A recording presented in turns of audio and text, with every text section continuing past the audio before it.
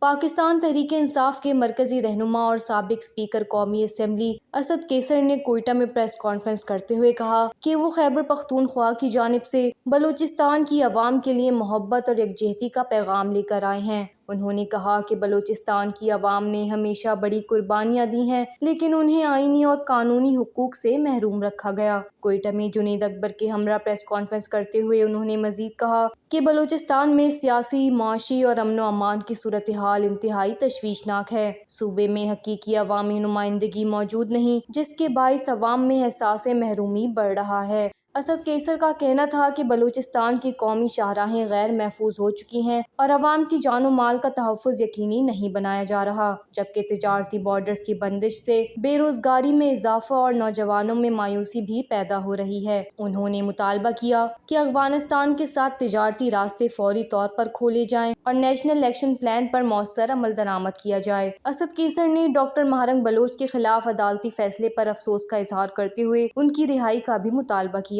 ان کا کہنا تھا کہ بانی پی ٹی آئی اور دیگر سیاسی قیدیوں کو بھی رہا کیا جائے اور ملک میں سیاسی آزادی اور لیول پلینگ فیلڈ فراہم کی جائے۔ اسد کیسر نے مطالبہ کیا کہ بلوچستان کی محرومیاں ختم کرنے کے لیے عوام کی حقیقی آواز کو سنا جائے، جبکہ سردار اختر مینگل کے ساتھ ملاقات کا حوالہ دیتے ہوئے ان کا کہنا تھا کہ وہ ان کے اتحادی ہیں اور انہیں ساتھ لے کر چلیں گے۔ اس موقع پر P T I Khyber Pakhtunkhwa کے صدر جنید اکبر نے بھی اظہار خیال کرتے ہوئے کہا کہ بلوچستان کی صورتحال نہایت افسوسناک ہے اور تمام مسائل کا حل آئین، قانون کی حکمرانی، جمہوریت اور عوام کے اعتماد پر مبنی نظام میں ہے۔